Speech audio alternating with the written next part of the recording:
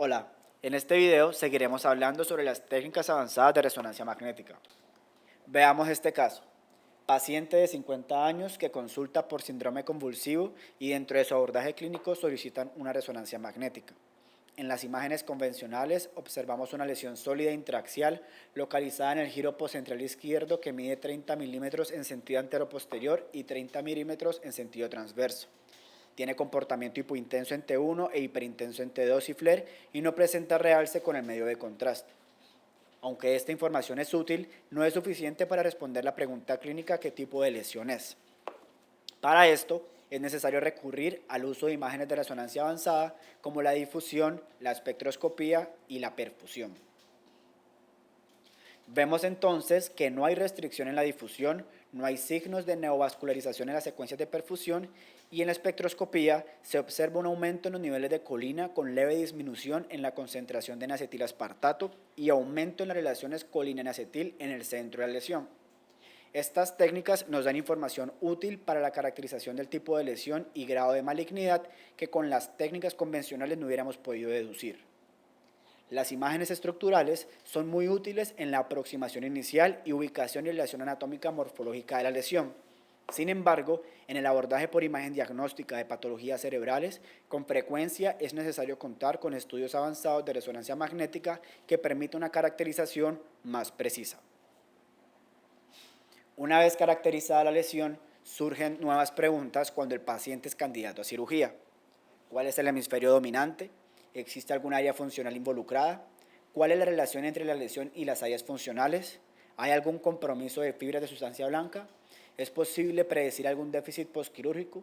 ¿Se pueden utilizar mapas de navegación intraoperatoria? Todas estas preguntas se resuelven utilizando también técnicas avanzadas de resonancia magnética como la tractografía y la resonancia magnética funcional. Ya habiendo revisado los conceptos básicos de resonancia magnética en videos anteriores, vamos a empezar a revisar las técnicas avanzadas una por una. En este video vamos a centrarnos en la espectroscopía por resonancia magnética. La espectroscopía, conocida como la biopsia virtual, es un estudio que permite obtener información sobre la actividad bioquímica molecular de una región cerebral para la caracterización de lesiones cerebrales. En la espectroscopía, el resultado no es una imagen per se, sino que se obtiene una curva espectral. Para obtener esta curva, se envía un pulso de radiofrecuencia a la región de interés y se mide la amplitud de la señal resultante creando la curva espectral. Se envía nuevamente un pulso con una ligera variación de la frecuencia y se registra la amplitud de la señal recibida y así sucesivamente. Como cada metabolito presenta una frecuencia de resonancia diferente, es posible crear un espectro de frecuencias de varios metabolitos. En la práctica clínica, este procedimiento sería imposible debido a la cantidad de tiempo que implicaría, por lo que se utiliza un pulso de radiofrecuencia con un rango de frecuencias y se recibe una señal que es procesada utilizando transformadas de Fourier para determinar la amplitud de cada uno de los metabolitos. Una vez generado el espectro, la concentración de cada metabolito puede ser calculada a través de la integral donde se evalúa el área bajo la curva en cada posición. Existen dos técnicas de espectroscopía, single voxel o voxel único y multivoxel. Las principales ventajas de la técnica de voxel único es su buena relación señal-ruido, el bajo tiempo de adquisición y que es una técnica robusta. Sus principales desventajas es la baja cobertura que genera un único espectro. Se debe recordar que la posición del voxel es muy importante en esta técnica. En la técnica multivoxel, las principales ventajas están asociadas a que se tiene un área de evaluación mayor donde se puede abordar no solamente el tejido de la lesión, sino también el tejido perilacional y el tejido cerebral sano. Además, a partir de esta técnica se pueden generar mapas a color que facilitan la interpretación de los resultados. Dentro de sus desventajas, la relación señal-ruido es menor en comparación con la técnica de voxel único y el tiempo de adquisición suele ser mayor. La indicación clínica de la técnica de voxel único es principalmente para lesiones pequeñas, menores de 1.5 centímetros, lesiones no estructurales como en el abordaje de pacientes con enfermedades metabólicas, procesos demenciales o trauma. La técnica de multivoxel está indicada principalmente en lesiones de mayor tamaño, ocupantes de espacio y es muy útil como guía para biopsia ya que permite evitar zonas de necrosis identificando las zonas con mayor actividad metabólica. El tiempo de eco es una variable muy importante en la espectroscopía, ya que de esta van a depender los metabolitos que vamos a evaluar. Utilizando tiempos de eco intermedios, podemos evaluar el N-acetilaspartato, que es un marcador neuronal, la colina, que es un marcador de membrana celular, y la creatina, que es un marcador de metabolismo. Utilizando tiempos de eco corto, podemos evaluar el lactato, que está asociado con el metabolismo anaeróbico, el mioinositol, que es un marcador glial, el grupo glutamato asociado a aminoácidos excitatorios y los lípidos característicos de las lesiones en membrana celular. ¿Cuál es el problema con la espectroscopía? Tenemos esta curva normal donde se observa un aumento de la colina y una disminución del N-acetilaspartato que pudiera estar asociado a un glioma de alto grado, a un glioma de bajo grado y a otras entidades del sistema nervioso central. Incluso podría corresponder a un patrón normal en un recién nacido. Entonces, la espectroscopía es una técnica que tiene baja especificidad. La manera de contrarrestar esto es utilizar un espectro de referencia contralateral o ipsilateral en tejido sano, utilizar la espectroscopía como una técnica complementaria y siempre utilizar la historia clínica y la condición actual del paciente durante el abordaje diagnóstico. Se debe tener en cuenta que la espectroscopía no debe ser interpretada de manera independiente de las otras técnicas avanzadas o convencionales y que es una herramienta adicional que debe ser analizada en el contexto.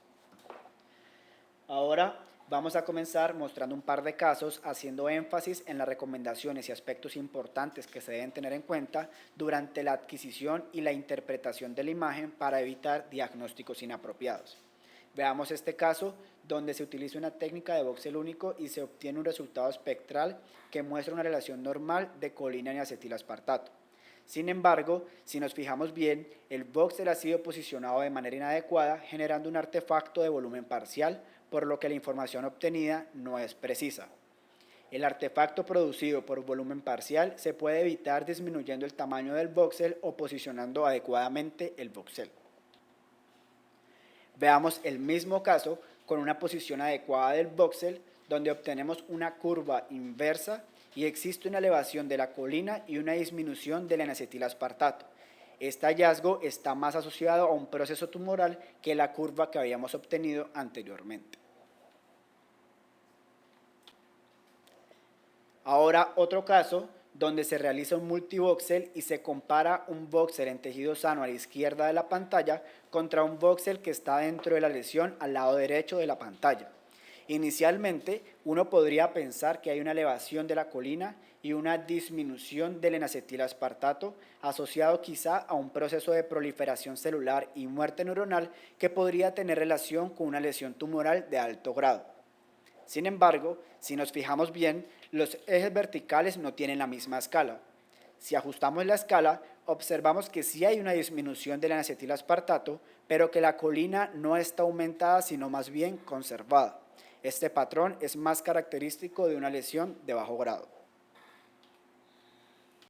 Veamos ahora este otro caso.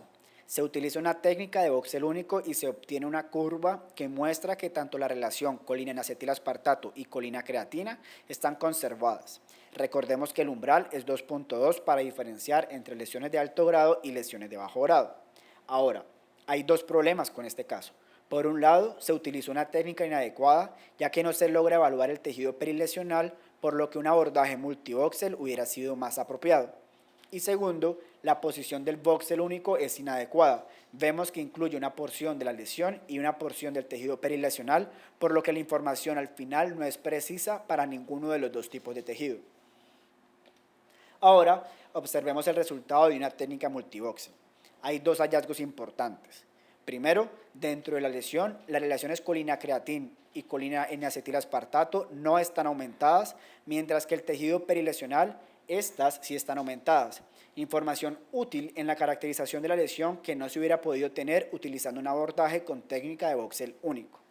El segundo hallazgo está asociado al resultado obtenido con la técnica de voxel único. Si observamos los datos obtenidos, parecen un promedio entre el comportamiento de la lesión y el tejido adyacente, que corresponde al efecto que mencionamos anteriormente llamado volumen parcial. En resumen, existen 4 factores importantes para garantizar una técnica de espectroscopía de calidad. Primero, la posición del voxel. Evitar siempre sangre, aire, líquido cefalorraquídeo, grasa, necrosis, metal, calcificaciones y hueso, ya que se pueden presentar artefactos por susceptibilidad magnética como el observado en la pantalla. El tamaño del voxel debe ser adecuado y se debe utilizar una técnica adecuada. Recordar que las lesiones deben ser superiores a 1 centímetro de diámetro para poder utilizar la espectroscopía, de lo contrario la técnica no está indicada. El factor escala debe estar ajustado y es muy importante, ya que picos altos o bajos no necesariamente indican una alteración en la concentración de metabolitos. Y finalmente, siempre utilizar un espectro de referencia, principalmente contralateral en tejido sano y, si no se puede, ipsilateral en tejido sano. Finalmente, recordemos las indicaciones clínicas de la espectroscopía. Es útil en la caracterización y clasificación de lesiones cerebrales. Se utiliza como guía para biopsia para identificar el área cerebral de mayor actividad metabólica. En epilepsia, lesiones de sustancia blanca, trauma y procesos demenciales. También es útil en la evaluación de lesiones cerebrales no estructurales y en el seguimiento y control postoperatorio de pacientes.